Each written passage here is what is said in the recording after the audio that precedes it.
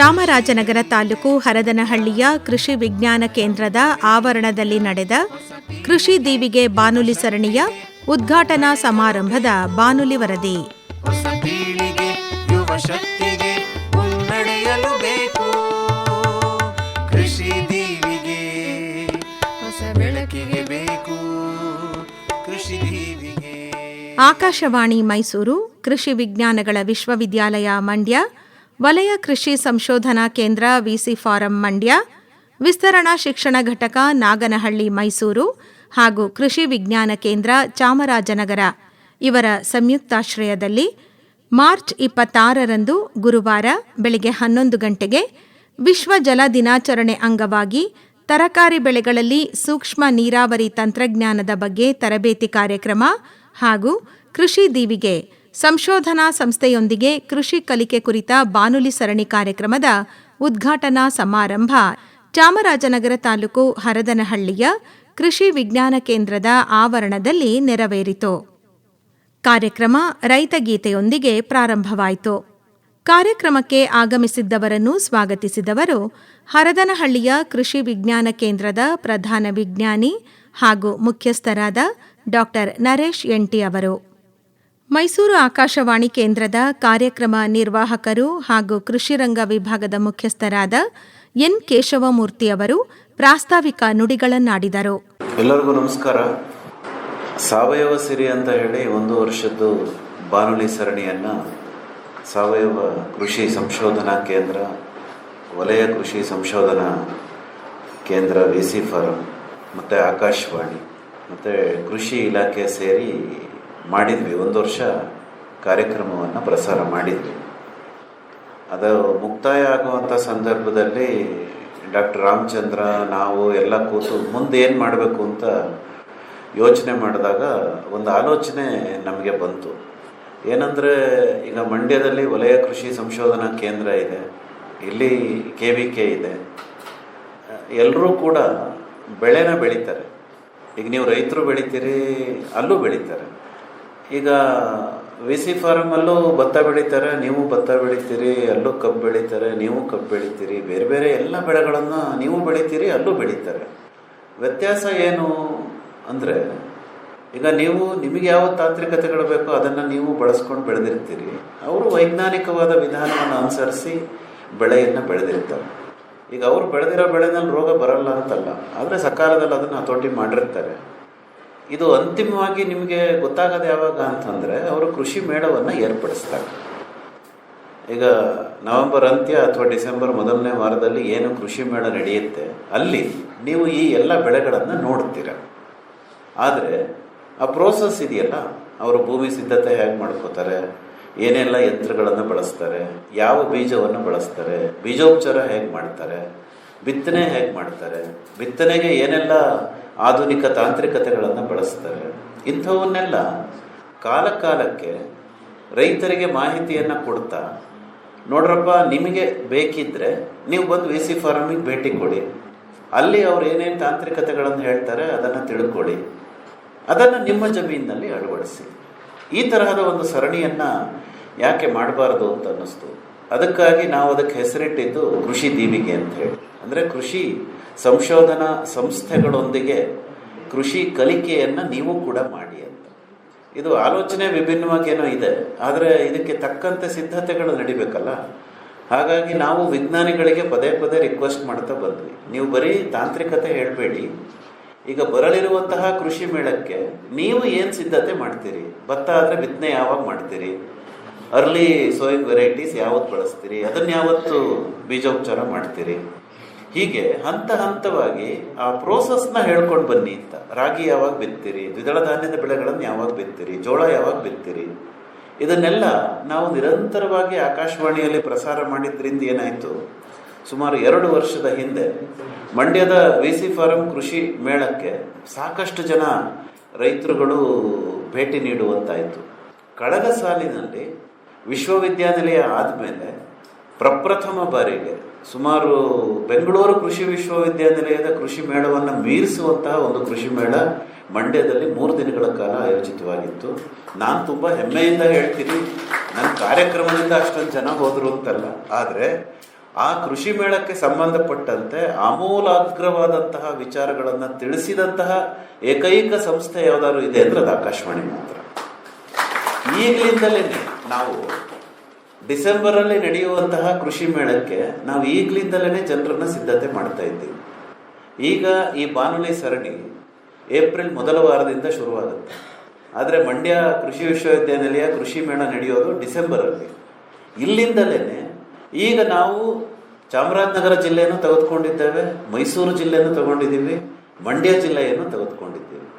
ಈ ಮೂರೂ ಜಿಲ್ಲೆಗಳಲ್ಲಿ ಬೆಳೆಯುವಂತಹ ಪ್ರಮುಖವಾದ ಬೆಳೆಗಳ ಬೇಸಾಯ ವಿಧಾನಗಳು ಮತ್ತು ಈಗ KVKನಲ್ಲಿ ನಡೆಯುವಂತಹ ಆ್ಯಕ್ಟಿವಿಟೀಸು, ಆ ಕಾಲೇಜಿನಲ್ಲಿ ನಡೆಯುವಂತಹ ಆ್ಯಕ್ಟಿವಿಟೀಸು, ಇಲ್ಲಿ ಬರುವಂತಹ ಸಂಶೋಧನಾ ಕೇಂದ್ರಗಳು ನಡೆಸುವಂತಹ ಚಟುವಟಿಕೆಗಳ ಬಗ್ಗೆ ಸಂಪೂರ್ಣವಾದ ಮಾಹಿತಿಯನ್ನು ಪ್ರತಿ ಸೋಮವಾರ ಸಂಜೆ 6:50 ಕೃಷಿ ರಂಗ ಕಿಸಾನ್ ವಾಣಿಯಲ್ಲಿ ಕೃಷಿ ದೀವಿಗೆ ಅನ್ನೋ ಹೆಸರಲ್ಲಿ ನಾವು ಪ್ರಸಾರ ಮಾಡ್ತಾ ಇದ್ದೇವೆ.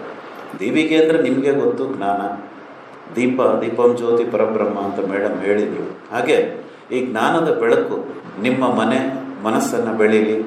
ದಯಮಾಡಿ ಎಲ್ಲರೂ ಪ್ರತಿನಿತ್ಯ ರೇಡಿಯೋ ಕೇಳಿ, ಕೃಷಿ ಕಾರ್ಯಕ್ರಮಗಳನ್ನು ಕೇಳಿ, ಆದರೆ ಕೃಷಿ ದೀವಿಗೆ ಬಾನುಲಿ ಸರಣಿಯನ್ನು ತುಂಬ ಅರ್ಥಪೂರ್ಣವಾಗಿ ಅರ್ಥವತ್ತಾಗಿ ಕೇಳಿ. ಈ ಬಾರಿಯ ಕೃಷಿ ಮೇಳನ ಇನ್ನಷ್ಟು ವಿಜೃಂಭಣೆಯಿಂದ ಮಂಡ್ಯದ ಕೃಷಿ ಮಹಾವಿದ್ಯಾಲಯ ನಡೆಸುವಂತೆ ಪ್ರೇರೇಪಣೆಯನ್ನು ಕೊಡಿ. ಎಲ್ರಿಗೂ ಒಳ್ಳೆಯದಾಗಲಿ. ಈ ಒಂದು ಅವಕಾಶಕ್ಕಾಗಿ ವಂದನೆಗಳು. ನಮಸ್ಕಾರ. ಜ್ಯೋತಿ ಬೆಳಗುವುದರ ಮೂಲಕ ಕಾರ್ಯಕ್ರಮವನ್ನು ಉದ್ಘಾಟಿಸಿದವರು ಮಂಡ್ಯದ ಕೃಷಿ ವಿಜ್ಞಾನಗಳ ವಿಶ್ವವಿದ್ಯಾನಿಲಯದ ಕುಲಪತಿಗಳಾದ ಡಾ KC ನಾರಾಯಣಸ್ವಾಮಿ ಅವರು. ಇದೇ ಸಂದರ್ಭದಲ್ಲಿ ಕೃಷಿ ದೀವಿಗೆ ಬಾನುಲಿ ಸರಣಿಯ ಮಾಹಿತಿ ಕೈಪಿಡಿಯನ್ನು ಬಿಡುಗಡೆಗೊಳಿಸಲಾಯಿತು. ನಂತರ ಡಾ KC ನಾರಾಯಣಸ್ವಾಮಿ ಅವರು ತಮ್ಮ ಉದ್ಘಾಟನಾ ಭಾಷಣದಲ್ಲಿ, ರೈತ ಬಾಂಧವರೇ, ನಿಮಗೆಲ್ಲರಿಗೂ ಗೊತ್ತಿದೆ, ಕೃಷಿ ವಿಶ್ವವಿಜ್ಞಾನಗಳ ವಿಶ್ವವಿದ್ಯಾನಿಲಯ ನೂತನವಾಗಿ ಪ್ರಾರಂಭಗೊಂಡಿದ್ದು ಇದೇ 24ನೇ ತಾರೀಕು ಅಂದರೆ ಏಪ್ರಿಲ್ 24ಕ್ಕೆ ಇದು 1 ವರ್ಷ ಅಂದರೆ 1 ವಸಂತ ಪೂರೈಸ್ತಾ ಇದೆ. ಇಲ್ಲಿ ಮುಖ್ಯ ಉದ್ದೇಶ ಏನಂತಂದರೆ ಕೃಷಿ ವಿಜ್ಞಾನ ವಿಷಯಗಳಲ್ಲಿ ಇದನ್ನು ಬೋಧನೆ ಮಾಡೋದು, ಸಂಶೋಧನೆ ಮಾಡೋದು ಮತ್ತು ವಿಸ್ತರಣಾ ಚಟುವಟಿಕೆಗಳನ್ನು ಹಮ್ಮಿಕೊಳ್ಳೋದು ನಮ್ಮ ಮುಖ್ಯ ಉದ್ದೇಶ. ನಮ್ಮ ವ್ಯಾಪ್ತಿಗೆ 5 ಜಿಲ್ಲೆ ಸೇರ್ತಾ ಇದೆ. ಮೊದಲು ಇದೆಲ್ಲ ಕೃಷಿ ವಿಶ್ವವಿದ್ಯಾನಿಲಯ ಬೆಂಗಳೂರಿಗೆ ವ್ಯಾಪ್ತಿಯಲ್ಲಿತ್ತು.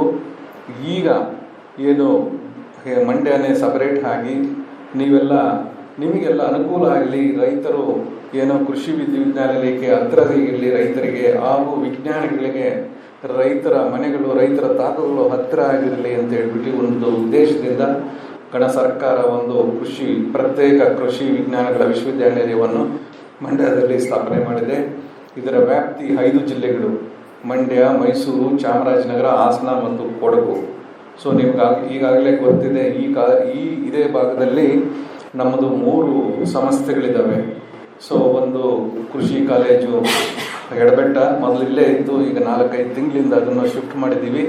ಕೃಷಿ ವಿಜ್ಞಾನ ಕೇಂದ್ರ ಮತ್ತು ನಮ್ಮದು ಏನು all India coordinated research projects ಅಂತ ಹೇಳಿಬಿಟ್ಟು ಸಂಶೋಧನಾ ಕೇಂದ್ರಗಳು ಸಹ ಈ ಭಾಗದಲ್ಲಿ ರೈತರಿಗೋಸ್ಕರ ಒಂದು ಕೆಲಸ ನಿರ್ವಹಿಸ್ತಾ ಇದ್ದಾವೆ. ಸೊ ನಾನು ಏನು ಹೇಳಲಿಕ್ಕೆ ಹೊರಟಿದ್ದೀನಿ ಅಂತಂದರೆ, ಮುಖ್ಯವಾಗಿ ಈ ಭಾಗದ ಏನಂತಂದರೆ, ನೀವು ಭೌಗೋಳಿಕ ಲಕ್ಷ್ಯ ನೋಡಿದ್ರೆ ನಮ್ಮ ಕೃಷಿ ಮಹಾವಿದ್ಯಾಲಯದ್ದು ಸೊ ಒಂಥರ ಏನೋ ಒಣಭೂಮಿ ಪ್ರದೇಶದಿಂದ ಹಿಡಿದು ಮಳೆ ಹೆಚ್ಚಿಗೆ ಬೀಳ್ತಕ್ಕಂಥ ಪ್ರದೇಶ ಕೂರ್ಗ್ ಕೂಡ ಸೇರ್ಕೊತದೆ. ಅತಿ ಕಡಿಮೆ ಉಷ್ಣಾಂಶ ಇರೋ ಕಡೆಯಿಂದ ಹಿಡಿದು ಅತಿ ಹೆಚ್ಚಿಗೆ 39-40 ಡಿಗ್ರಿ ಸೆಲ್ಸಿಯಸ್ವರೆಗೂ ಹೋಗುವಂಥ ಪ್ರದೇಶ ಸೇರಿಕೊಂಡಿದೆ. ಅದೇ ರೀತಿ ಏನೋ ತರಕಾರಿ ಬೆಳೆಗಳಿಂದ ಹಿಡಿದು ಕಾಫಿ, ಟೀ ಬೆಳೆಯುವಂಥ ಪ್ರದೇಶಗಳು ಸಹ ಸೇರಿಕೊಂಡಿದೆ. ಮತ್ತು ಕೆಲವು ಭಾಗಗಳಲ್ಲಿ ತೆಂಗು, ಅಡಿಕೆ ಸಹ ಹೆಚ್ಚಿನ ಪ್ರಮಾಣದಲ್ಲಿ ಬೆಳೀತಾ ಇರತಕ್ಕಂಥ ಪ್ರದೇಶ ಇದೆ. ನಾನು ಯಾಕೆ ಹೇಳ್ತಾ ಇದ್ದೀನಿ ಅಂದರೆ, ಇದು ಒಂಥರ ವೈವಿಧ್ಯ ಅಂತ ವೈಮಯ ಪ್ರದೇಶ. ಸೊ ಅದಕ್ಕೆ ಇದು ರಿಸರ್ಚ್ಗೆ ಕೂಡ ಒಳ್ಳೆ ಅನುಕೂಲವಾಗಿರ್ತಕ್ಕಂಥ ಪ್ರದೇಶ.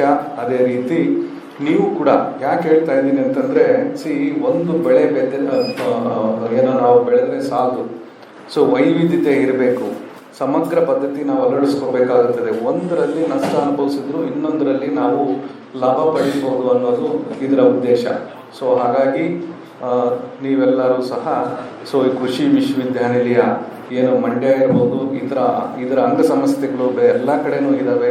ಅವುಗಳಿಗೆ ನಿರಂತರವಾಗಿ ಭೇಟಿ ನೀಡಿ ಅವು ಅಂದರೆ ವಿಜ್ಞಾನಿಗಳಿಂದ ನೀವು ವಿಷಯ ಪಡೆದುಕೊಂಡು ನೀವು ವೈಜ್ಞಾನಿಕವಾಗಿ ಬೆಳೆ ಬರೆದ್ರೆ ಸೊ ನಮ್ಮ ಕೇಶವಮೂರ್ತಿ ಅವರು ಹೇಳ್ದಂಗೆ ಸೊ ನೀವು ಖಂಡಿತವಾಗಿ ಉತ್ತಮ ಲಾಭ ಪಡಿಬೋದು ಅಂತ ನಾನು ಈ ಉದ್ದೇಶವಾಗಿದೆ. ಮತ್ತು ಆಕಾಶವಾಣಿ ಇದು ಒಂದು ಸಮೂಹ ಮಾಧ್ಯಮ. ನಿಮಗೆಲ್ರಿಗೂ ಗೊತ್ತಿದೆ, ನಮ್ಮ ಏನು ಭಾರತ ಇಂಡಿಪೆಂಡೆನ್ಸ್ ಬರೋಕ್ಕಿಂತ ಮುಂಚೆ, ಇಂಡಿಪೆಂಡೆನ್ಸ್ ಬಂದ ಮೇಲೆ ಆಕಾಶವಾಣಿಯ ಏನು ರೋಲ್ಸ್ ಏನಿತ್ತು, ಏನು ಆಕಾಶವಾಣಿಯ ಪರಿಣಾಮ ಹೆಂಗಾಯಿತು ಅಂತ ಹೇಳ್ಬಿಟ್ಟು ತಮಗೆಲ್ಲರಿಗೂ ಗೊತ್ತಿದೆ.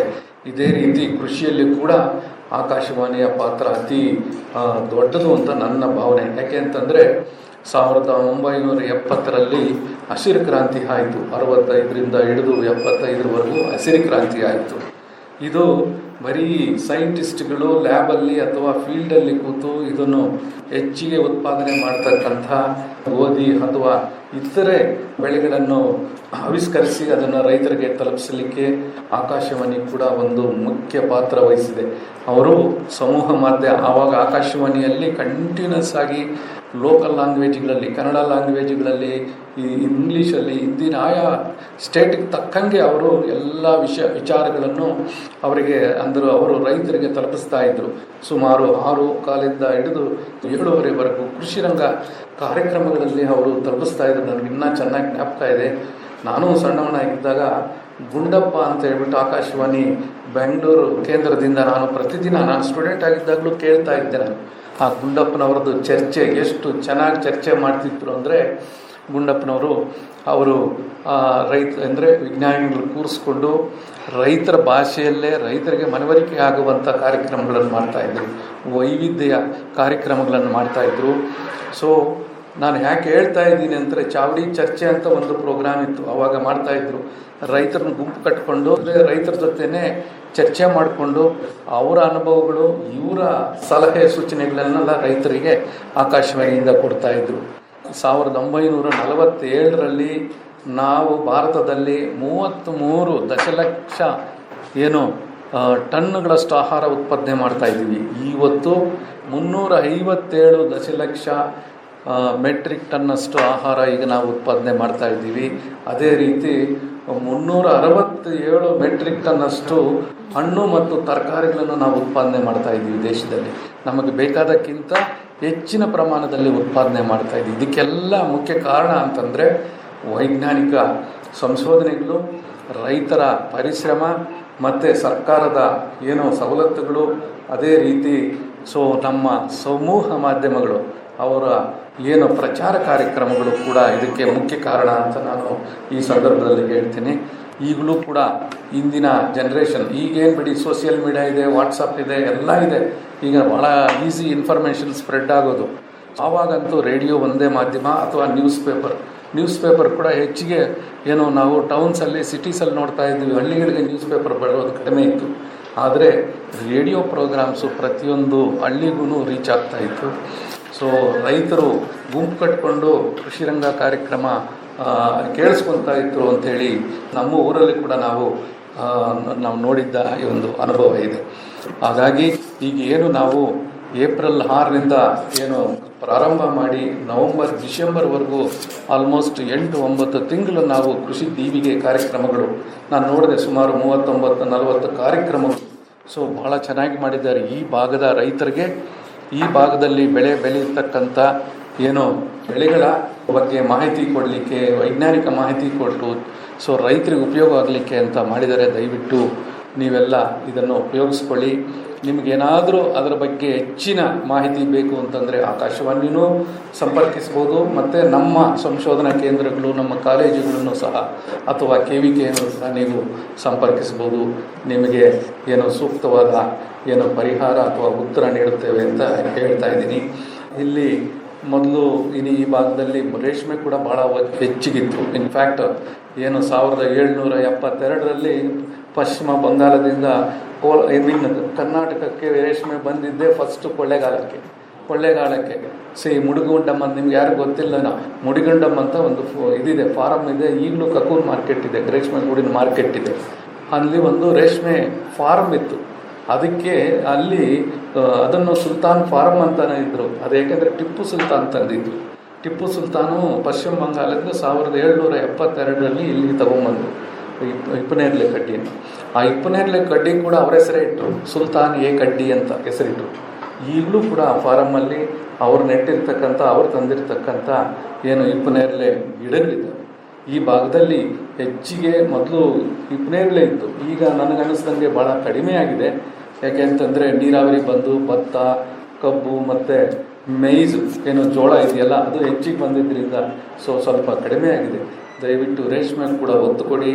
ಇವತ್ತು ಕೂಡ ನನ್ನ ಸ್ನೇಹಿತರು ನಿನ್ನೆ ಹೇಳ್ತಾ ಇದ್ರು, ಒಬ್ಬರು ಸಿರಾದವರು 500 ಮೊಟ್ಟೆಗೆ 500 kg ಆಯ್ತಂತೆ. ಅದು ರೀಲಿಂಗ್ಗೆ ಹೋಯ್ತು, ಸೀಡ್ಗೆ ಹೋಗಲಿಲ್ಲ, ರೀಲಿಂಗ್ಗೆ ಹೋಯ್ತು 500 kg. 1 kg 820 ರೂಪಾಯಿ. ಬರೀ 21 ದಿನಕ್ಕೆ ಅವರು 4 ಎಕರೆಯಿಂದ 4 ಲಕ್ಷ ಲಾಭ ಪಡೆದರು.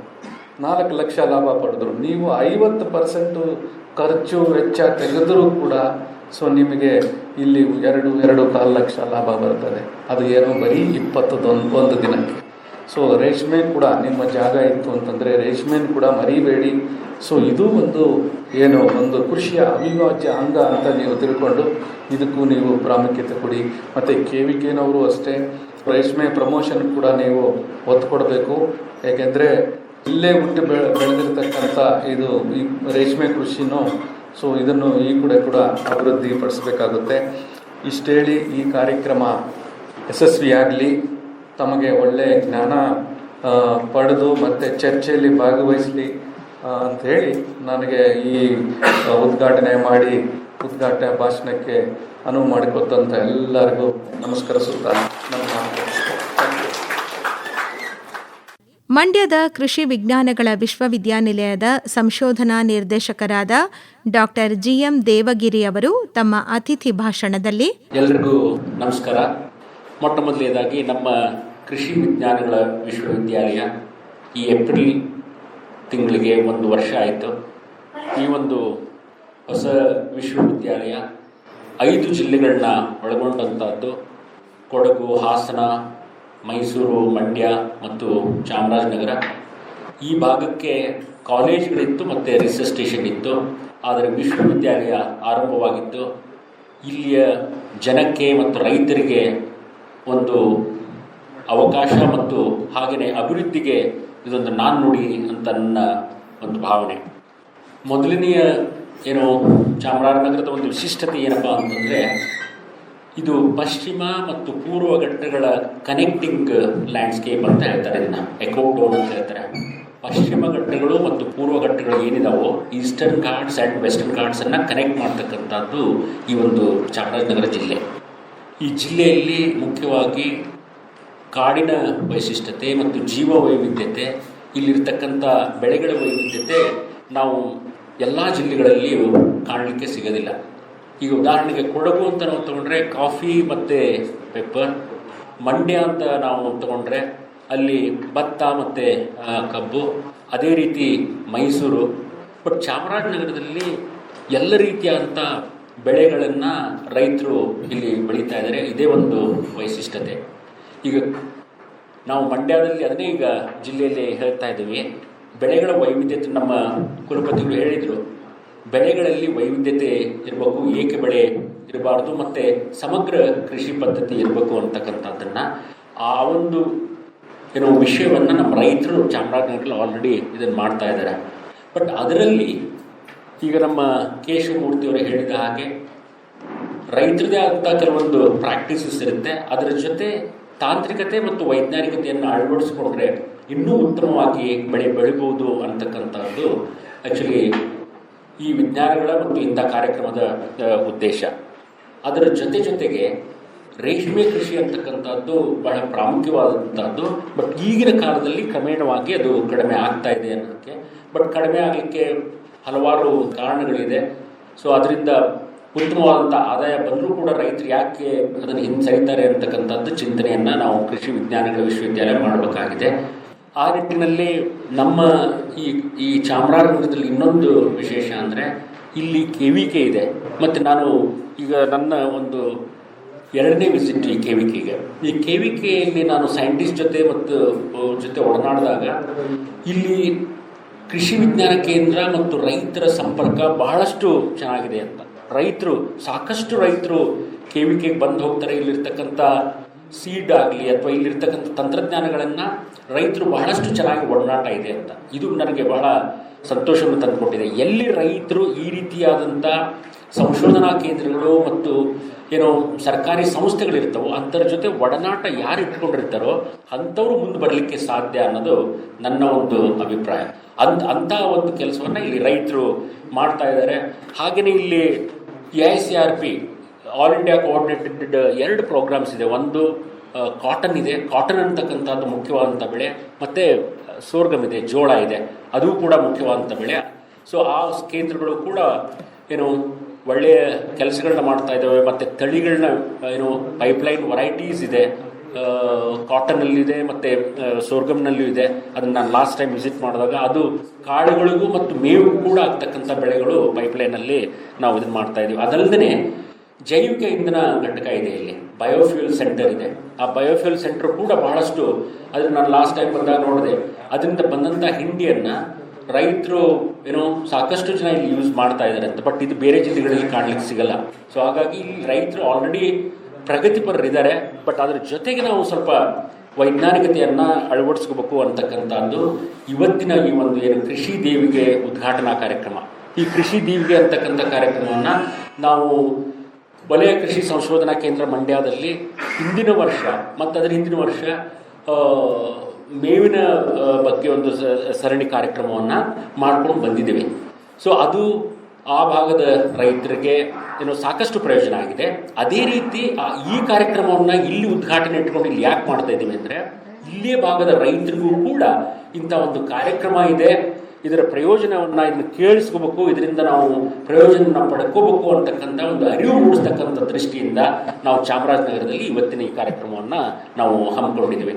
ಇದರಲ್ಲಿ ನೀವು ಈಗ ನಮ್ಮ ಕೇಶವಮೂರ್ತಿಯವ್ರನ್ನ ನೀವು ರೇಡಿಯೋಲ್ಲಿ ಕೇಳಿರ್ಬೋದು. ಈ ಹೋದ ವರ್ಷದ ಕೃಷಿ ಮೇಳಕ್ಕೆ ಕಾರ್ಯಕ್ರಮವನ್ನು ಮಾಡಿದ್ವಿ. ಎಷ್ಟೊಂದು ಅಲ್ಲಿ ರೆಸ್ಪಾನ್ಸ್ ಅಂದರೆ, ಫೋನ್-ಇನ್ ಕಾರ್ಯಕ್ರಮದಲ್ಲಿ ನಾವು ಮತ್ತು ವಿಸ್ತರಣಾ ನಿರ್ದೇಶಕರು ಸುಮಾರು 150 ಜನರು ವಿ ಹ್ಯಾವ್ ರಿಸೀವ್ಡ್ 150 ಕಾಲ್ಸ್ ಫೋನ್-ಇನ್ ಕಾರ್ಯಕ್ರಮದಲ್ಲಿ. ಅದಕ್ಕೆ ಸ್ಪಂದಿಸಿ ನಾವು ಊಹೆನೇ ಮಾಡಿರಲಿಲ್ಲ, ಸುಮಾರು 3.5 ರಿಂದ 4 ಲಕ್ಷ ರೈತರು ಬರಬಹುದು ಅಂದ್ಕೊಂಡಿದ್ದು 3 ಪಟ್ಟು ಸುಮಾರು 12 ಲಕ್ಷ ರೈತ ಜನರು ಕೃಷಿ ಮೇಳದಲ್ಲಿ ಭಾಗಿಯಾಗಿದ್ದಾರೆ. ಅದಕ್ಕೆಲ್ಲ ಕಾರಣ ನಮ್ಮ ಆಕಾಶವಾಣಿ ಮೈಸೂರು, ನಮ್ಮ ಕೇಶವಮೂರ್ತಿಯವರು ಸಾಕಷ್ಟು ಅದಕ್ಕೆ ಪಬ್ಲಿಸಿಟಿಯನ್ನು ಕೊಟ್ಟು ರೈತರಿಗೆ ಅಲ್ಲಿ ಆ ಒಂದು ಸಂದೇಶವನ್ನು ತಲುಪಿಸಿ ಬರಲಿಕ್ಕೆ ಕಾರಣರಾದಂಥವರು. ಈ ವರ್ಷವೂ ಕೂಡ ನಾವು ಹೋದ ವರ್ಷ ನಾವು ಏನು ಮಾಡಿದ್ವಿ ಅದಕ್ಕಿಂತ ಇನ್ನೂ ಚೆನ್ನಾಗಿ ಈಗಿನ ಇರತಕ್ಕಂಥ ತಾಂತ್ರಿಕಗಳ ಪ್ರದರ್ಶನ, ತಾಕುಗಳ ಪ್ರದರ್ಶನ ಇನ್ನೂ ಸಿಸ್ಟಮೆಟಿಕ್ ಆಗಿ ಮಾಡಿ ಅದರಿಂದ ರೈತರಿಗೆ ಉಪಯೋಗ ಆಗಲಿ ಅಂತಕ್ಕಂಥ ದೃಷ್ಟಿಯಿಂದ ನಾವು ಮಾಡ್ತಾ ಇದ್ದೀವಿ. ಈ ಒಂದು ಕೃಷಿ ದೇವಿಗೆ ಕಾರ್ಯಕ್ರಮದಲ್ಲಿ ಸುಮಾರು 37 ಸಂಚಿಕೆಗಳಿವೆ. ಎಲ್ಲ ವಿಷಯಗಳ ಬಗ್ಗೆ ವಿಜ್ಞಾನಿಗಳು ಮಾತಾಡಲಿದ್ದಾರೆ. ಅದರ ಬಗ್ಗೆ ಚರ್ಚೆನೂ ಕೂಡ ಮಾಡಲಿದ್ದಾರೆ. ಅವನು ನಾನು ಪ್ರತಿಯೊಂದು ವಿಷಯಗಳನ್ನ ಓದಲಿಕ್ಕೆ ಹೇಳಲಿಕ್ಕೆ ಹೋಗಲ್ಲ. ಇದು ಸಮಗ್ರ ಕೃಷಿ ಅಂತಂದರೆ ಬರೀ ನಾವು ಬೆಳೆಗಳನ್ನು ಬೆಳೀತಕ್ಕಂಥದ್ದಲ್ಲ. ಕೃಷಿ ಅಂತಂದರೆ ಹಲವಾರು ಆಯಾಮಗಳಿದೆ ಕೃಷಿಗೆ. It is a multi disciplinary ಅಂತ ಹೇಳಿ ಆ ಎಲ್ಲ ಆಯಾಮಗಳನ್ನ ಒಳಗೊಂಡಂಥ ಒಂದು ಕಾರ್ಯಕ್ರಮ ಈ ಕೃಷಿ ದೇವಿಗೆ. ಅದನ್ನು ರೈತರು ಎಲ್ಲೆಲ್ಲಿ ತಮಗೆ ಸಂಬಂಧಪಟ್ಟಂಥ ವಿಷಯಗಳಿದೆ. ಈಗ ಕೆಲವು ರೈತರಿಗೆ ಆಸಕ್ತಿಯನ್ನು ತೋರಿಸ್ತಾ ಇದ್ದಾರೆ, ಸಿಹಿ ನೀರಿನಲ್ಲಿ ಮುತ್ತು ಮತ್ತು ಮೀನಿನ ಕೃಷಿ ಅಂತ. ಕೆಲವು ಗೊತ್ತೇ ಇಲ್ಲ ಅದು. ಸೊ ಅದನ್ನ ಈಗ ನಾವೊಂದು ತರಬೇತಿ ಕಾರ್ಯಕ್ರಮವನ್ನು ಏಪ್ರಿಲ್ 6, 7, 8 3 ದಿವಸದ ತರಬೇತಿ ಕಾರ್ಯಕ್ರಮವನ್ನು ನಮ್ಮ ZARS ಅಲ್ಲಿ ನಾವು ಮಾಡ್ತಾ ಇದ್ದೀವಿ. ಒಂದು ಸಣ್ಣ ಹೊಂಡದಲ್ಲಿ ಅದನ್ನು ನಾವು ಯಾವ ರೀತಿ ಮುತ್ತು ಬೆಳಿಬೋದು, ಮೀನು ಬೆಳಿಬೋದು ಅಂತಕ್ಕಂಥದ್ದು, ಅದು ಒಂದು ಕೂಡ ನಾವು ಇಂಟಿಗ್ರೇಟೆಡ್ ಫಾರ್ಮಿಂಗ್ ಸಿಸ್ಟಮಲ್ಲಿ ಅದು ಒಂದು ಕೂಡ ರೈತರ ಆದಾಯವನ್ನು ಹೆಚ್ಚಿಸಲಿಕ್ಕೆ ಅದು ಒಂದು ನಾವು ಕೃಷಿ ಚಟುವಟಿಕೆಯನ್ನು ಅಳವಡಿಸ್ಕೋಬೋದು ಅಂತಕ್ಕಂಥದ್ದು. ಹಾಗೆ ಹಲವಾರು ವಿಷಯಗಳಿದೆ. ಕೊನೆಗೆ ನವೆಂಬರ್ ಮತ್ತು ಡಿಸೆಂಬರ್ ತಿಂಗಳಲ್ಲಿ ಅದರಲ್ಲಿ ಫೋನ್-ಇನ್ ಕಾರ್ಯಕ್ರಮವೂ ಕೂಡ ಇರುತ್ತೆ. ಅದರಲ್ಲಿ ನಾವು ಭಾಗಿಯಾಗಿರ್ತೀವಿ ಮತ್ತು ರೈತರು ತಾವು ಕೂಡ ಅದರಲ್ಲಿ ಭಾಗಿಯಾಗ್ಬೋದು. ಈ ಒಂದು ಕೃಷಿ ದೇವಿಗೆ ಉದ್ಘಾಟನಾ ಸಮಾರಂಭದ ಜೊತೆಗೆ ಇವತ್ತು ನಾವು ವಿಶ್ವ ಜಲ ದಿನಾಚರಣೆಯನ್ನು ನಾವು ಸೆಲೆಬ್ರೇಟ್ ಮಾಡ್ತಾ ಇದ್ದೀವಿ.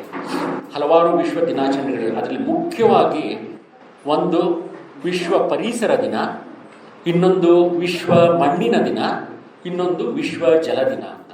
ನೀವು ನೋಡಿ, ಇದು ಯುನೈಟೆಡ್ ನೇಷನ್ಸ್ ಅಂದರೆ ವಿಶ್ವ ಸಂಸ್ಥೆ ಏನಿದೆ, ಆ ವಿಶ್ವ ಸಂಸ್ಥೆ ಯುವಕರ ಪ್ರಾಮುಖ್ಯತೆಯನ್ನು ಗುರುತಿಸಿ ವಿಶ್ವ ಮಟ್ಟದಲ್ಲಿ ಇದನ್ನು ಆಚರಣೆ ಮಾಡ್ತಕ್ಕಂಥದ್ದು. ಇವು ಮೂರೂ ಕೂಡ ಮುಖ್ಯ.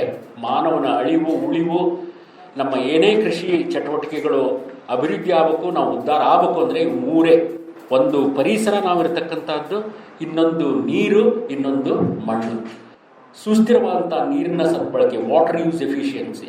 ಈಗ ನೀವು ಮಂಡ್ಯದಲ್ಲಿ ಏನೋ ಕನ್ನಂಬಾಡಿ ಕಟ್ಟೆ ಇದೆ, ಆ ಮಾತೆ ಕಾವೇರಿ ಇದ್ದಾಳೆ, ನೀರು ನಿಲ್ಲಿಸ್ತೀವಿ, ಹರಿಸ್ತೀವಿ. ಅದು ಹರಿಸ್ತಕ್ಕಂಥ ನೀರಲ್ಲಿ ಓನ್ಲಿ 20-25% ಮಾತ್ರ ನಾವು ಉಪಯೋಗ ಮಾಡ್ಕೊತೀವಿ. ಮಿಕ್ಕಿದ್ದೆಲ್ಲ ವಾಟರ್ ವೇಸ್ಟ್.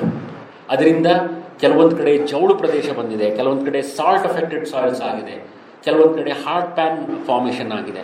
ಅದನ್ನು ನಾವು ಯಾವ ರೀತಿ ರೈತರು ಅದನ್ನು ನಾವು ಸುಸ್ಥಿರವಾದಂಥ ನೀರಿನ ಬಳಕೆಯನ್ನು ನಾವು ಮಾಡಬೇಕು ಅಂತಕ್ಕಂಥದ್ದು ಬಹಳ ಮುಖ್ಯವಾದಂಥದ್ದು. ಮತ್ತೋರ್ವ ಮುಖ್ಯ ಅತಿಥಿಗಳಾದ ಚಾಮರಾಜನಗರದ ಕೃಷಿ ಮಹಾವಿದ್ಯಾಲಯದ ವಿಶೇಷಾಧಿಕಾರಿಗಳು ಹಾಗೂ ಮಂಡ್ಯದ ಕೃಷಿ ವಿಜ್ಞಾನಗಳ ವಿಶ್ವವಿದ್ಯಾನಿಲಯದ ವಿದ್ಯಾರ್ಥಿ ಕಲ್ಯಾಣ ನಿರ್ದೇಶಕರಾದ ಡಾಕ್ಟರ್ ಸಿ ದೊರೆಸ್ವಾಮಿ ಅವರು ಮಾತನಾಡುತ್ತಾ, ಎಲ್ಲರಿಗೂ ನಮಸ್ಕಾರಗಳು. ನಗರೀಕರಣದ ಒತ್ತಡದಿಂದ ಬೆಳೀತಾ ಇರತಕ್ಕಂಥ ಭೂಮಿ ದಿನೇ ದಿನೇ ಕಡಿಮೆ ಆಗ್ತಾ ಇರೋದು ತಮಗೂ ಗೊತ್ತು, ನನಗೂ ಗೊತ್ತು. ಯಾಕೆಂದರೆ ಇನ್ನು ಮಳವಳ್ಳಿ ಬಿಟ್ಟರೆ ಚಾಮರಾಜನಗರ ಬರೋವರೆಗೂ ಎಲ್ಲ ಕಾರಿಡಾರ್ ರಸ್ತೆಗಳೇ, ಬೇಕಾದಷ್ಟು ಜಮೀನು ರಸ್ತೆಗೆ ಹೋಗಿದೆ. ಅದೇ ರೀತಿ ರೈಲ್ವೆ ಬ್ರಿಡ್ಜ್ಗಳು, ಕಾರಿಡಾರ್ ರಸ್ತೆಗಳು, ರಿಯಲ್ ಎಸ್ಟೇಟ್ಗಳು, ಕಾಲುವೆಗಳು ಇವೆಲ್ಲವೂ ಕೂಡ ನಮ್ಮ ಬೆಳೀತಾ ಇರೋ ಜಮೀನನ್ನು ತೆಗೆದುಕೊಂಡಿದ್ದಾವೆ. ಸೊ ಒಂದು ಕಡೆ ಬೆಳೀತಾ ಇರತಕ್ಕಂಥ ಜಮೀನು ಕಮ್ಮಿ ಆಗ್ತಾ ಇದೆ, ಮತ್ತೊಂದು ಕಡೆ ಜನಸಂಖ್ಯೆ ನಾಗಾಲೋಟದಲ್ಲಿ ಬೆಳೀತಾ ಇದೆ. ಚೀನಾನ ಓವರ್ಟೇಕ್ ಮಾಡಿಬಿಟ್ಟಿದ್ದೀವಿ ನಾವೀಗಾಗಲೇ. ಸೊ ಹಾಗಾಗಿ ಕಡಿಮೆ ಆಗಿರ್ತಕ್ಕಂಥ ಜಮೀನಿನಲ್ಲಿ ಬೆಳೀತಾ ಇರೋ ಜನಸಂಖ್ಯೆಯ ಹೊಟ್ಟೆಯನ್ನು ತುಂಬಿಸುವಂಥದ್ದೇ ನಿಮ್ಮ ಮುಂದೆ ಇರತಕ್ಕಂಥ ಸವಾಲು. ಈ ಒಂದು ಕಡಿಮೆ ಜಮೀನಿನಲ್ಲಿ ಅಧಿಕ ಉತ್ಪಾದನೆಯನ್ನು ತೆಗಿಬೇಕು ಅಂದರೆ ನಾವು ಆಧುನಿಕ ಬೇಸಾಯ ಕ್ರಮಗಳನ್ನು ನಾವು ಉಪಯೋಗ ಮಾಡಬೇಕು, ಬಳಸಲೇಬೇಕು. ಈಗ ಸಂಶೋಧನಾ ಕೇಂದ್ರಗಳಿಂದ ಬಿಡುಗಡೆ ಆಗಿರ್ತಕ್ಕಂಥ ಹೊಸ ತಳಿಗಳಾಗಿರ್ಬೋದು, ಹೊಸ ತಂತ್ರಜ್ಞಾನಗಳಾಗಿರ್ಬೋದು, ಬೇಸಾಯ ಕ್ರಮಗಳಾಗಿರ್ಬೋದು, ಇವೆಲ್ಲವನ್ನು ಕೂಡ ನಾವು ರೈತರ ಜಮೀನಿಗೆ ತಲುಪಿಸಬೇಕು ಅಂದರೆ ಆಕಾಶವಾಣಿ ಅಂತ ಒಂದು ಮಾಧ್ಯಮ ಭಾಳ ಪ್ರಮುಖವಾದ ಪಾತ್ರವನ್ನು ವಹಿಸುತ್ತೆ. ಆ ದಿನದಿಂದ ಇವತ್ತಿನವರೆಗೂ ಕೂಡ ನಾವು ಹೇಳ್ತಾನೂ ಇದ್ದೀವಿ, ಈ ಕಾರ್ಯಕ್ರಮನ ನಾವು ಮಾಡ್ತಾನೂ ಬಂದಿದ್ದೀವಿ. ಇದು ಹತ್ತಾರು ರೈತರಿಗೆ ನಾವು ಈ ಒಂದು ಹೊಸ ಹೊಸ ತಂತ್ರಜ್ಞಾನಗಳನ್ನು ಆಕಾಶವಾಣಿ ಮುಖಾಂತರ ನಾವು ತಲುಪಿಸ್ತಾ ಇದ್ದೇವೆ. ಅವರ ಸೇವೆಯನ್ನು ನಾವು ಇಲ್ಲಿ ಒಂದು ಸ್ಮರಿಸಬೇಕಾಗ್ತದೆ. ಇನ್ನು ಮತ್ತೊಂದು ಕಡೆ ನಾನು ಹೇಳಬೇಕು ಅಂದರೆ, ನಾನು ಮೊದಲು ನಮ್ಮ ಕುಲಪತಿ ಸಾಹೇಬರು ಕೂಡ ಕೋಲಾರ ಜಿಲ್ಲೆಯವರು. ನಾನು ಕೂಡ ಅಲ್ಲಿ ಕೋಲಾರ ಜಿಲ್ಲೆಯಲ್ಲಿ 8 ವರ್ಷಗಳ ಕಾಲ ಕೆಲಸ ಮಾಡಿದ್ದೇನೆ. ಸುಮಾರು 2000 ಅಡಿವರೆಗೂ ಅಲ್ಲಿ ಕೊರಿತಾರೆ ನೀರಿಗೋಸ್ಕರ. 1800-2000 ಅಷ್ಟನ್ನು ಕೊಡಿದ್ರೂ ಕೂಡ ಅವ್ರಿಗೆ ಸಿಗ್ತಾ ಇರ್ತಕ್ಕಂಥದ್ದು 1 ಇಂಚ್ ನೀರು. ಆ 1 ಇಂಚ್ ನೀರಲ್ಲಿ ಅವರು ಇವತ್ತು ಕೋಲಾರ ಜಿಲ್ಲೆ ಅಂದರೆ ಸಿಲ್ಕ್ ಮಿಲ್ಕ್ಗೆ ಹೆಸರುವಾಸಿಯಾದಂಥ ಒಂದು ಜಿಲ್ಲೆ. ಅತಿ ನಮ್ಮ ಮಂಡ್ಯ ಜಿಲ್ಲೆನಲ್ಲಿ ಕಾವೇರಿ ನದಿ ಹರಿತಾ ಇದ್ರು ಕೂಡ ಆತ್ಮಹತ್ಯೆ ಪ್ರಮಾಣ ಜಾಸ್ತಿ. ಕೋಲಾರ ಜಿಲ್ಲೆನಲ್ಲಿ 2000 ಅಡಿ ಕೊರೆದು ನೀರೇ ಸಿಗದೇ ಇದ್ರೂ ಕೂಡ ಆತ್ಮಹತ್ಯೆ ಪ್ರಮಾಣ ಬಹಳ ಕಮ್ಮಿ. ಯಾಕೆ ಅಂತಂದ್ರೆ judicious use of the resources ಅಂತ, ಅಂದ್ರೆ ಸಂಪನ್ಮೂಲಗಳನ್ನು ಸರಿಯಾಗಿ ಸದ್ಬಳಕೆ ಮಾಡ್ತಾ ಇರ್ತಕ್ಕಂಥ. 1 ಇಂಚ್ ನೀರನ್ನು ಅವರು ಬಳಕೆ ಮಾಡಿಕೊಂಡು ರೇಷ್ಮೆಯನ್ನ ಬೆಳೀತಾರೆ. ಅದಕ್ಕೆ ಪ್ಯಾರಲಲ್ ಆಗಿ ಡೈರಿ ಹಸುಗಳನ್ನು ಕಟ್ಟಿದ್ದಾರೆ, ಸಿಲ್ಕು ಮಿಲ್ಕು, ಜೊತೆಗೆ ಪ್ಲಾಂಟೇಶನ್ ಕ್ರಾಪ್ಸ್, ಮ್ಯಾಂಗೋ, ಮಾವು, ಸೊ ಈ ಮತ್ತು ರೋಸ್ ತರಕಾರಿ ಬೆಳೆಗಳು, ಇವುಗಳನ್ನು ಬಳಸ್ಕೊಂಡು 1 ಇಂಚ್ ನೀರನ್ನ ಅವರು ಸದ್ಬಳಕೆ ಮಾಡಿಕೊಂಡು ಇವತ್ತು ನಾವು ಯಾವುದೇ ಒಂದು ಆತ್ಮಹತ್ಯೆ ಪ್ರಮಾಣವನ್ನು ನಾವು ಕೋಲಾರ ಜಿಲ್ಲೆಯಲ್ಲಿ ಕಾಣ್ತಾ ಇಲ್ಲ. ಬಹುಶಃ ನಮ್ಮ ಕುಲಪತಿಗಳು ಇದನ್ನು ಒಪ್ತಾರೆ. ಯಾಕೆಂದ್ರೆ ಇಲ್ಲಿ ಮಂಡ್ಯನಲ್ಲಿ ಕಾವೇರಿ ನದಿ ಹರಿತಾ ಇದ್ರು ಕೂಡ ನಮಗೆ ಅದು judicious use of the water ಅಂದ್ರೆ ನಾವು ಆ ನೀರನ್ನ ಸದ್ಬಳಕೆ ನಮಗೆ ಗೊತ್ತಿಲ್ಲ. ಬಹುಶಃ ಈ ಒಂದು ಪ್ರಸ್ತುತ ವಿದ್ಯಮಾನಕ್ಕೆ ಈ ಒಂದು ನೀರಿನ ಒಂದು ಕಾರ್ಯಕ್ರಮ ಬಹಳ ಪ್ರಸ್ತುತ ಅಂತ ನಾನು ಹೇಳಕ್ಕೆ ಇಚ್ಛೆ ಪಡ್ತೇನೆ. ಯಾಕೆಂದ್ರೆ ಇಲ್ಲಿ ಇವತ್ತಿನ ದಿವಸ ತಂತ್ರಜ್ಞಾನಗಳು ಬಹಳಷ್ಟು ಇದೆ. ಎಲ್ಲೋ ಒಂದು ಕಡೆ ನಮ್ಮ ರೈತರಿಗೆ ತಲುಪಿಲ್ವೋ ನನಗೂ ಸ್ವಲ್ಪ ಕೀಳರಿಮೆ ಇದೆ. ಯಾಕೆಂದ್ರೆ ಇವಾಗ ಸಬ್ ಸರ್ಫೇಸ್ ವಾಟರ್ ಇರಿಗೇಷನ್ ಅಂತ ಒಂದಿದೆ. ಅಂದ್ರೆ ಆ ಒಂದು ಗಿಡದ ರೂಟ್ಸ್ ಬೇರ್ಗೆ ನೀರನ್ನ ತಲುಪಿಸುವಂತ ಮಟ್ಟಕ್ಕೆ ನಾವು ಹೋಗಿದ್ದೀವಿ. ಹರಿಯ ನೀರನ್ನು ಬಿಟ್ಟರೆ ವೇಸ್ಟ್ ಆಗ್ತದೆ, ಕಳೆ ಬೆಳೀತದೆ. ಸೊ ಆ ಗಿಡಕ್ಕೆ ಎಷ್ಟು ನೀರು ಬೇಕೋ ಅಷ್ಟನ್ನು ಒದಗಿಸುವಂಥ ಮಟ್ಟಕ್ಕೆ ಸಬ್ಸರ್ಫೇಸ್ ಇರಿಗೇಷನ್ ಅಂತ ನಾವು ಬಂದಿದ್ದೀವಿ. ಎಷ್ಟು ಜನ ರೈತರಿಗೆ ಇದು ತಲುಪಿದೆಯೋ ನಮಗೆ ಗೊತ್ತಿಲ್ಲ. ಈಗ ಸೂಕ್ಷ್ಮ ನೀರಾವರಿ ಇರ್ಬೋದು, ಹನಿ ನೀರಾವರಿ ಇರ್ಬೋದು, ಇಂಥವೆಲ್ಲ ನಾವು ರೈತರಿಗೆ ತಲುಪಿಸ್ಬೇಕಾಗಿದೆ. ಅಂಥದಕ್ಕೆ ಇಂಥ ಮಾಧ್ಯಮಗಳ ಮುಖಾಂತರ ಮಾತ್ರ ಸಾಧ್ಯ ಆಗ್ತದೆ. ಜೊತೆಗೆ ನಮ್ಮ ವಿಜ್ಞಾನಿಗಳು ಈ ಮಾಧ್ಯಮವನ್ನು ಬಳಸ್ಕೊಂಡು ನಿಮಗೆ ತಲುಪಿಸ್ತಾರೆ. ಸೊ ಅದಕ್ಕೆ ಈ ಒಂದು ಕಾರ್ಯಕ್ರಮ ಇಲ್ಲಿ ಪ್ರಸ್ತುತ ಆಗಿದೆ. ಸೊ ಹಾಗಾಗಿ ನಮ್ಮಲ್ಲಿ ಬೆಳೆಗಳನ್ನು ಆಯ್ಕೆ ಮಾಡ್ಕೊಳ್ಳೋದನ್ನು ನಾವು ಕೋಲಾರ ಜಿಲ್ಲೆ ರೈತರು ನೋಡ್ಕಲಿಬೇಕಾಗಿದೆ. ಮತ್ತೊಂದು ಕಡೆ ಚಾಮರಾಜನಗರ ಜಿಲ್ಲೆ ವೈವಿಧ್ಯಮಯ ಬೆಳೆಗಳಿಗೆ ಹೆಸರುವಾಸಿಯಾದಂಥ ಜಿಲ್ಲೆ. ಚಾಮರಾಜನಗರ ಜಿಲ್ಲೆನಲ್ಲಿ ಕರಿಕಲ್ಲಿದೆ, ಶುಂಠಿ, ಅರಿಶಿನ, ಕಬ್ಬು, ಬಾಳೆ ಎಲ್ಲವೂ ಕೂಡ ವಾಣಿಜ್ಯ ಬೆಳೆಗಳನ್ನೇ ಬೆಳೀತಾ ಇದ್ದೀರಿ. ಜೊತೆಗೆ ಇಕೋ ಟೂರಿಸಮ್ಗೆ ಏಳು ಮಾಡಿಸ್ತಂಥ ಜಾಗ, ಒಳ್ಳೆ ವೈಲ್ಡ್ ಲೈಫ್ ಇದೆ. ಇನ್ನು what way your district is backward ಅಂತ ಕೇಳ್ಬೋದು. ಸ್ವಲ್ಪ ಹೊತ್ತು ನಾನು ತಬ್ಬಿಬ್ಬಾಗ್ಬಿಟ್ಟೆ. ಅಲ್ಲಿಂದ ಇಲ್ಲಿವರೆಗೂ ನಾನು ಚಾಮರಾಜನಗರ ಜಿಲ್ಲೆ ಬ್ಯಾಕ್ವರ್ಡ್ ಡಿಸ್ಟ್ರಿಕ್ಟ್ ಅಂತ ಹೇಳ್ತಾ ಇಲ್ಲ. ಇಟ್ ಈಸ್ ಸಂಪತ್ಭರಿತವಾದಂಥ ಒಂದು ಜಿಲ್ಲೆ, ಸಂಪತ್ಭರಿತವಾದಂಥ ಒಂದು ಜಿಲ್ಲೆ. ಆದರೆ ನಾವು ಎಲ್ಲೋ ಒಂದು ಕಡೆ ಅದನ್ನು ಸದ್ಬಳಕೆ ಮಾಡ್ಕೊಳ್ಳೋದ್ರಲ್ಲಿ ನಾವು ಎಡವಿದ್ದೀವೇನೋ ಅನ್ನೋದು ನನ್ನನ್ನು ಪದೇ ಪದೇ ಎಚ್ಚರಿಸ್ತಾ ಇದೆ. ಯಾಕಂದ್ರೆ ನಾನು ಇದೇ ಜಿಲ್ಲೆಯವನು. ಒಂದು ಗ್ಲಾನ್ಸ್ ಹೋದ್ರೆ ನೋಡಿ, ಈ ಕಡೆ ಹೋದ್ರೆ ಗಗನಚುಕ್ಕಿ ಬರಚುಕ್ಕಿ ಇದೆ, ಮತ್ತೆ ಕಾವೇರಿ ಬೆಲ್ಟಲ್ಲಿ 2 ತಾಲೂಕುಗಳು ಕವರ್ ಆಗ್ತಾ ಇದ್ದಾವೆ, ಮತ್ತು ಎಲ್ಲ ಬೆಳೆಗಳನ್ನು ನಾವು ಬೆಳಿತೇವೆ. ಮತ್ತು ಕೋಲಾರ ಜಿಲ್ಲೆ ಅಷ್ಟು ಮಟ್ಟಕ್ಕೇನು ನಾವು 2000 ಅಡಿ ಕೊರೆಯ ಮಟ್ಟಕ್ಕೆ ನಾವು ಇಳಿದಿಲ್ಲ. 300ರಿಂದ 350, 400 ಅಡಿ ನಾವು ಕೊರಿತಾ ಇದ್ದೇವೆ. ಸೊ ಅಂಥದ್ರಲ್ಲಿ ನಮಗೆ ಸದ್ಬಳಕೆ ರೀತಿ ಗೊತ್ತಿಲ್ವೇನೋ ಅಂತೇಳಿ ನನಗೆ ಅದು ಪದೇ ಪದೇ ನನಗೆ ಚುಚ್ಚುತ್ತಾ ಇರ್ತದೆ. ಬಹುಶಃ ಇಂಥ ಒಂದು ವಿದ್ಯಮಾನಕ್ಕೆ ಈ ಒಂದು ಕಾರ್ಯಕ್ರಮ ಪ್ರಸ್ತುತವಾಗಿದೆ ಅಂತ ನಾನಾದರೂ ಕೂಡ ಭಾವಿಸ್ತೇನೆ. ಸೊ ಹಾಗಾಗಿ ಈ ಒಂದು ಇಂಥ ಕಾರ್ಯಕ್ರಮಗಳು ಹೆಚ್ಚು ಹೆಚ್ಚು ನಮ್ಮ ಕೃಷಿ ವಿಜ್ಞಾನಿಗಳ ಮುಖಾಂತರ ಆಗಿರ್ಬೋದು, ನಮ್ಮ ಸಂಶೋಧನಾ ಕೇಂದ್ರಗಳ ಮುಖಾಂತರವಾಗಿರ್ಬೋದು, ಅಥವಾ ನಮ್ಮ ಕಾಲೇಜಿನ ಮುಖಾಂತರ ಆಗಿರ್ಬೋದು, ರೈತರನ್ನ ತಲುಪುವಂಥ ಕಾರ್ಯಕ್ರಮ ಇದಾಗಿದೆ. ಈ ಒಂದು ಕಾರ್ಯಕ್ರಮ ಯಶಸ್ವಿ ಆಗಲಿ ಅಂತ ಹೇಳಿ ಹಾರೈಸ್ತಾ, ನನಗೂ ಕೂಡ ಈ ಕಾರ್ಯಕ್ರಮದಲ್ಲಿ ಭಾಗವಹಿಸಿ ನಮ್ಮ ಉದ್ದೇಶಿಸಿ ನಾನು ಮಾತಾಡಲಿಕ್ಕೆ ಅವಕಾಶ ಮಾಡಿಕೊಟ್ಟ ತಮ್ಮೆಲ್ಲರಿಗೂ ಹೊಲಿಸಿ ನಾನು ಮಾತನ್ನು ಮುಗಿಸ್ತೇನೆ. ಧನ್ಯವಾದ. ಕಾರ್ಯಕ್ರಮದ ಅಧ್ಯಕ್ಷತೆಯನ್ನು ವಹಿಸಿದ್ದ ಮಂಡ್ಯದ ಕೃಷಿ ವಿಜ್ಞಾನಗಳ ವಿಶ್ವವಿದ್ಯಾನಿಲಯದ ವಿಸ್ತರಣಾ ನಿರ್ದೇಶಕರಾದ ಡಾಕ್ಟರ್ ಸಿ ರಾಮಚಂದ್ರ ಅವರು ತಮ್ಮ ಅಧ್ಯಕ್ಷೀಯ ಭಾಷಣದಲ್ಲಿ ಎಲ್ರಿಗೂ ನಮಸ್ಕಾರ. ಇಲ್ಲಿ 2 ಕಾರ್ಯಕ್ರಮ, ಒಂದು ಕೃಷಿ ದೀವಿಗೆ, ಇದು ಕೃಷಿ ಮೇಳದ ಒಂದು ಸಂಬಂಧಿತವಾದಂಥ ಕಾರ್ಯಕ್ರಮ. ಎರಡನೇದು ಪ್ರಮುಖವಾದಂಥ ವಿಷಯ ಈ ನೀರಿನ ಸಂರಕ್ಷಣೆ. 2026ರಲ್ಲಿ ಈ ವರ್ಷ ನೀರು, ಮಹಿಳೆಯರು ಮತ್ತು ಲಿಂಗ ಸಮಾನತೆಯ ನಡುವಿನ ನಿರ್ಣಾಯಕ ಸಂಬಂಧವನ್ನು ಅನ್ವೇಷಿಸೋಣ. ಈ ವರ್ಷದ ಘೋಷವಾಕ್ಯ ನೀರು ಮತ್ತು ಮಹಿಳೆಯರು. ಅಂದರೆ ನೀರು ಎಲ್ಲಿ ಸಮೃದ್ಧವಾಗಿ ಹರಿತದೆ ಅಲ್ಲಿ ಸಮಾನತೆ ಇರ್ತದೆ. ಹಾಗೆ ಹೆಣ್ಮಕ್ಳು ಎಲ್ಲಿ ನೀರನ್ನು ಸಂರಕ್ಷಿಸ್ತಾರೋ ಅದು ನೀರು ನಮ್ಮನ್ನು ಸಂರಕ್ಷಿಸ್ತದೆ ಅನ್ನೋ ಒಂದು ಘೋಷವಾಕ್ಯದ ಜೊತೆ ಇವತ್ತು ನಾವು ಈ ಒಂದು ವಿಶ್ವ ಜಲ ದಿನಾಚರಣೆಯನ್ನು ಆಚರಣೆ ಮಾಡ್ತಾ ಇದ್ದೀವಿ. ಬಹುಶಃ ನಮ್ಮ ಮುಂದೆ ಇರುವಂಥ ನೀರಿನಲ್ಲಿ ಹಲವಾರು ಸಮಸ್ಯೆಗಳಿದ್ದಾವೆ. ಒಂದು ಪ್ರಸ್ತುತವಾಗಿ ಕಡಿಮೆಗೊಂಡಂಥ ನೀರಿನ ಲಭ್ಯತೆ. ನಾನು ಈಗಾಗಲೇ ಹೇಳಿದೆ, 2500 ಘನಮೀಟರ್ ಇದ್ದಂಥ ನೀರಿನ ಲಭ್ಯತೆ ಇವತ್ತು 1270 ಘನಮೀಟರ್ ಬಂದಿದೆ. ಹಾಗಾಗಿ ನಮ್ಮಲ್ಲಿ ಇರುವಂಥ ಜಲಮೂಲಗಳನ್ನು ನಾವು ಸಂರಕ್ಷಿಸಬೇಕು. ಹಾಗೆ ಕುಸಿಯುತ್ತಿರುವ ಅಂತರ್ಜಲದ ಮಟ್ಟ, ಈಗಾಗಲೇ ಹೇಳ್ತಾ ಇದ್ವಿ, ನಮ್ಮ ದೊರೆಸ್ವಾಮಿಯವರು ಮತ್ತು ನಮ್ಮ ಕುಲಪತಿಗಳು ಹೇಳ್ತಾ ಇದ್ರು, ಕೋಲಾರದಲ್ಲಿ 1800-2000 ಅಡಿಗೆ ನೀರಲ್ಲಿ ಬೋರ್ವೆಲ್ ತೆಗಿತಾ ಇದ್ದೀವಿ. ನಮ್ಮ ಮೈಸೂರು ಮತ್ತು ಸುತ್ತಮುತ್ತ 500ರಿಂದ 600 ಅಡಿಲಿ ತೆಗಿತಾ ಇದ್ದೀವಿ. ಇನ್ನೂ ಕೂಡ ಬಹಳ ಅದು 1200 ಅಡಿಗೆ ಹೋಗ್ತಾ ಇದೆ. ಹಾಗಾಗಿ ಅಂತರ್ಜಲ ನಮಗಿರುವಂಥ ಮೂಲ ಅಂತರ್ಜಲವನ್ನು ನಾವು ಸಂರಕ್ಷಿಸಲಿಲ್ಲ ಅಂತಂದರೆ ಉಳಿಗಾಲ ಇಲ್ಲ ಅಂತ ಹೇಳಿದ್ರು ತಪ್ಪಾಗಲಾರದು. ಹಾಗೆ 3ನೇದು ನೀರಾವರಿಯಲ್ಲಿ ಸಮಸ್ಯಾತ್ಮಕ ಮಣ್ಣಿನ ಹೆಚ್ಚಳ. ಬಹುಶಃ ನಮ್ಗೆ ಗೊತ್ತು ಗುರಿ ಇಲ್ಲದೇನೆ ನಾವು ನೀರನ್ನ ಹೆಚ್ಚಿಗೆ ಬಿಡ್ತಾ ಇದ್ದೀವಿ. ಅದು ಬೇಕಾ ಬೇಡವಾ, ಹೆಚ್ಚಾದಂಥ ನೀರು ಏನಾಗುತ್ತೆ ಅನ್ನೋದ್ರ ಬಗ್ಗೆ ಅರಿವಿರೋದಿಲ್ಲ. ಹಾಗಾಗಿ ಸಮಸ್ಯಾತ್ಮಕ ಮಣ್ಣಿನ ಹೆಚ್ಚಳ. ಹಾಗೆ ಕೃಷಿ ಅಲ್ಲದೇ ಕೃಷಿಯೇತರ ಚಟುವಟಿಕೆಗಳು ಕೂಡ ನೀರಿನ ಹೆಚ್ಚಿನ ಬಳಕೆ ಆಗ್ತಾ ಇದೆ. ಆಮೇಲೆ ಕುಂಠಿತಗೊಂಡಿರುವ ನೀರಿನ ಸಾಮರ್ಥ್ಯ. ಬಹುಶಃ ಇದು ಭಾಳ ಗಂಭೀರವಾದಂಥ ವಿಷಯ. ನಾವು ಕನ್ವೆನ್ಸ್ ಎಫಿಷಿಯನ್ಸಿ ಅಂತ ಅಂತೀವಿ ನೀರಾವರಿನಲ್ಲಿ. ನಮ್ಮದು ಭಾರತ ದೇಶದಲ್ಲಿ ನಮ್ಮ ನೀರಿನ ಮೂಲ ಅಥವಾ ಕನ್ವೆನ್ಸ್ ಅಂತಂದರೆ ಕಾಲುವೆಗಳು.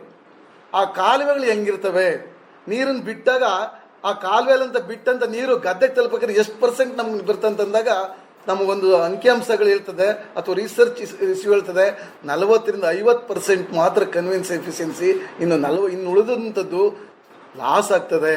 ಸೊ ಈ ಒಂದು ಕನ್ವಿನ್ಸ್ ಎಫಿಷಿಯನ್ಸಿ ನಾವು ಇನ್ಕ್ರೀಸ್ ಮಾಡಿದ್ರೆ ನಾವು ಇನ್ನೂ ಹೆಚ್ಚಿಗೆ ನೀರಾವರಿ ಪ್ರದೇಶವನ್ನು ಜಾಸ್ತಿ ಮಾಡ್ಕೋಬಹುದು. ಹಾಗೆ ನೀರಿಗಾಗಿ ಅಂತರ್ವ್ಯಾಪ್ತಿ ತಿಕ್ಕಾಟ, ಬಹುಶಃ ಇಲ್ಲಿ ನೀರು ಕಡಿಮೆ ಆದಾಗ ಇದು ಸಾಮಾನ್ಯವಾದಂಥ ಒಂದು ಇದು. ಹಾಗಾಗಿ ಈ ಸಮಸ್ಯೆಗಳಿಗೆ ತಕ್ಕಂತೆ ಬದಲಾದಂಥ ಕ್ಲೈಮೇಟ್ ಚೇಂಜ್, ಹವಾಮಾನಕ್ಕೆ ತಕ್ಕಂತೆ ನಾವು ನೀರನ್ನು ಮಿತವಾಗಿ ನೀರು ಬಳಸಬೇಕು. ಹಾಗೆ ನೀರು ಪೋಲಾಗದಂತೆ ನೋಡ್ಕೊಳ್ಳೋದು ಪ್ರತಿಯೊಬ್ಬರ ಕರ್ತವ್ಯ. ಹಾಗಾಗಿ ಬಹುಶಃ ನಾವು ನಮ್ಮ VC ಮಂಡ್ಯದಲ್ಲಿ ಇಡೀ ಕಾವೇರಿ ಅಚ್ಚುಕಟ್ಟು ಪ್ರದೇಶಕ್ಕೆ ಅನುಕೂಲ ಆಗಲಿ ಅಂದ್ಬಿಟ್ಟು ನೀರು ನಿರ್ವಹಣಾ ತಂತ್ರಜ್ಞಾನ ಕೇಂದ್ರವನ್ನು ಪ್ರಾರಂಭ ಮಾಡಿದ್ದೀವಿ. ಅಲ್ಲಿ ಈ ಅಚ್ಚುಕಟ್ಟು ಪ್ರದೇಶದ ಪ್ರಮುಖವಾದಂಥ ಬೆಳೆಗಳು ಭತ್ತ, ಕಬ್ಬು. ಆ ಭತ್ತ ಮತ್ತು ಕಬ್ಬಿಗೆ ಸಾಕಾದಷ್ಟು ನೀರಿನ ನಿರ್ವಹಣೆಗಳು ಭತ್ತದಲ್ಲಿ ಇರ್ಬೋದು. ಭತ್ತದಲ್ಲಿ ನಾವು ಶ್ರೀ ಪದ್ಧತಿಯಿಂದ ಹಿಡಿದು ಡೈರೆಕ್ಟ್ ಸೀಡೆಡ್ ರೈಸ್ ಇರ್ಬೋದು, ಡ್ರಮ್ ಸೀಡೆಡ್ ರೈಸ್ ಇರ್ಬೋದು. ಭತ್ತದಲ್ಲಿ ಡ್ರಿಪ್ ಇರಿಗೇಷನ್ನು, ಭತ್ತದಲ್ಲಿ ಸ್ಪ್ರಿಂಕ್ಲರ್ ಇರಿಗೇಷನ್, ಎಲ್ಲ ಒಂದು ನೀರಾವರಿ ತಂತ್ರಜ್ಞಾನವನ್ನು ಪ್ರಯೋಗ ಮಾಡಿ ಸಂಶೋಧನೆ ಮಾಡಿ ಈ ಒಂದು ತಂತ್ರಜ್ಞಾನ ಅಳವಡಿಸ್ಕೊಳ್ಳೋದ್ರಿಂದ ಎಷ್ಟು ನೀರನ್ನು ನಾವು ಉಳಿತಾಯ ಮಾಡ್ಬೋದು. ಬಹುಶಃ ನೀವೆಲ್ಲ ರೈತರು ಇದು ಮಾಡ್ಬೋದು. ನೇರ ಬಿತ್ತನೆ ಮಾಡೋದ್ರಿಂದ ಶ್ರೀ ಪದ್ಧತಿ ಭತ್ತ ಬೆಳೆಯೋದ್ರಿಂದ ಸುಮಾರು ಈ 22-44% ನೀರನ್ನು ನಾವು ಉಳಿತಾಯ ಮಾಡ್ಬೋದು. 1 kg ಭತ್ತ ಬೆಳಿಬೇಕಾದ್ರೆ ಸುಮಾರು 3,000-4,000 ಲೀಟರ್ ನೀರು ಬೇಕಾಗ್ತದೆ. ಹಾಗೆ 1 kg ರಾಗಿ ಬೆಳಿಬೇಕಂತಂದ್ರೆ ನಿಮಗೆ 800-1,000 ಲೀಟ್ರು ನೀರು ಬೇಕಾಗ್ತದೆ. ಇವತ್ತು ನಮ್ಮ ಮುಂದಿರುವಂಥ ಸವಾಲು ಹೆಚ್ಚು ನೀರು ಬೇಡುವಂಥ ಬೆಳೆಗಳನ್ನು ಬಿಟ್ಟು ಕಡಿಮೆ ನೀರು ಬೇಡುವಂಥ ಬೆಳೆಗಳಿಗೆ ನಾವು ಹೋಗಬೇಕು. ಇಡೀ ರಾಜ್ಯದಲ್ಲಿ ನಾವು ಒಂದು 47% ನೀರಾವರಿ ಪ್ರದೇಶದಲ್ಲಿ ಭತ್ತ ಬೆಳಿತೀವಿ, 27% ನಾವು ಕಬ್ಬು ಬೆಳಿತೀವಿ, ಇನ್ನು 26% ಇತರೆ ಅರೆ ನೀರಾವರಿ ಬೆಳೆಗಳನ್ನು ಬೆಳೀತಾ ಇದ್ದೀವಿ. ಹಾಗಾಗಿ ನಮ್ಮ ಮುಂದಿರುವಂಥ ಸವಾಲು ಅಂತಂದರೆ ನೀರಿನ ಉತ್ಪಾದಕತೆಯನ್ನು ಹೆಚ್ಚಿಸುವಂಥದ್ದು, ಇನ್ಕ್ರೀಸಿಂಗ್ ವಾಟರ್ ಯೂಸ್ ಎಫಿಷಿಯನ್ಸಿ. ಅದರಲ್ಲೂ ಅಚ್ಚುಕಟ್ಟು ಪ್ರದೇಶದಲ್ಲಿ ನೀರಾವರಿ ಉತ್ಪಾದಕತೆಯನ್ನು ಹೆಚ್ಚಿಸುವಂಥ ತಂತ್ರಜ್ಞಾನಗಳು ನಮ್ಮ ವಿಶ್ವವಿದ್ಯಾಲಯದಲ್ಲಿ ನಾವು ಸಂಶೋಧನೆ ಮಾಡಿ ಅಭಿವೃದ್ಧಿಪಡಿಸಿ ರೈತರಿಗೆ ನಾವು ಇದು ಮಾಡಿದ್ದೀವಿ. ಕಬ್ಬಿನಲ್ಲಿ ಹನಿ ನೀರಾವರಿ ಇರ್ಬೋದು, ಸಬ್ಸರ್ಫೇಸ್ ಡ್ರಿಪ್ ಇರಿಗೇಷನ್ ಇರ್ಬೋದು, ಹೀಗೆ ಹಲವಾರು ಹೆಚ್ಚು ನೀರನ್ನು ಉಳಿತಾಯ ಮಾಡಿ ಮತ್ತು ಹಾಗೆ ಇವತ್ತು ದೇಶದ ಒಂದು ಅಭಿವೃದ್ಧಿ ಪ್ರಾಸ್ಪೆರಿಟಿ ಅಂತಂದರೆ ನಾವು ನೀರಿನ ನಿರ್ವಹಣೆ, ನೀರಿನ ಸದ್ಬಳಕೆ ಮೇಲೆ ಅಂತ ಹೇಳ್ತಾ ನನಗೆ ಈ ಒಂದು ಅಧ್ಯಕ್ಷೀಯ ಭಾಷಣ ಮಾಡಲು ಅವಕಾಶ ಮಾಡಿಕೊಂಡ ತಮ್ಮೆಲ್ಲರಿಗೂ ಧನ್ಯವಾದಗಳು. ಹರದನಹಳ್ಳಿಯ ಕೃಷಿ ವಿಜ್ಞಾನ ಕೇಂದ್ರದ ವಿಜ್ಞಾನಿ ಡಾಕ್ಟರ್ ಶ್ರುತಿ MK ಅವರ ನಿರೂಪಣೆಯೊಂದಿಗೆ ಸುಸೂತ್ರವಾಗಿ ನಡೆದ ಕೃಷಿ ದೀವಿಗೆ ಬಾನುಲಿ ಸರಣಿಯ ಉದ್ಘಾಟನಾ ಸಮಾರಂಭ ಹರದನಹಳ್ಳಿಯ ಕೃಷಿ ವಿಜ್ಞಾನ ಕೇಂದ್ರದ ವಿಜ್ಞಾನಿ ಡಾಕ್ಟರ್ ಚಂದ್ರಶೇಖರ S. ಕಳ್ಳಿಮನಿಯವರ ವಂದನಾರ್ಪಣೆಯೊಂದಿಗೆ ಮುಕ್ತಾಯವಾಯಿತು. ಹೊಸ ಬೆಳಕಿಗೆ ಬೇಕು ಕೃಷಿ ದೀವಿಗೆ. ಚಾಮರಾಜನಗರ ತಾಲೂಕು ಹರದನಹಳ್ಳಿಯ ಕೃಷಿ ವಿಜ್ಞಾನ ಕೇಂದ್ರದ ಆವರಣದಲ್ಲಿ ನಡೆದ ಕೃಷಿ ದೀವಿಗೆ ಬಾನುಲಿ ಸರಣಿಯ ಉದ್ಘಾಟನಾ ಸಮಾರಂಭದ ಬಾನುಲಿ ವರದಿ ಕೇಳಿದಿರಿ.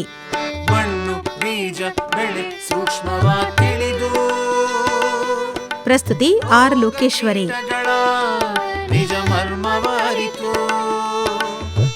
ನಿರ್ಮಾಣ N. ಕೇಶವಮೂರ್ತಿ. ಕೃಷಿಕರೆಲ್ಲ ಬನ್ನಿ ಕೃಷಿ ದೀವಿಗೆ ಹಿಡಿದು ಹೊಸ ಬೆಳಕನ್ನು ತನ್ನಿ ಕೃಷಿ ಸಾಧಕರಾಗಲು ಹೊಸ ಬೆಳಕನ್ನು ತನ್ನಿ.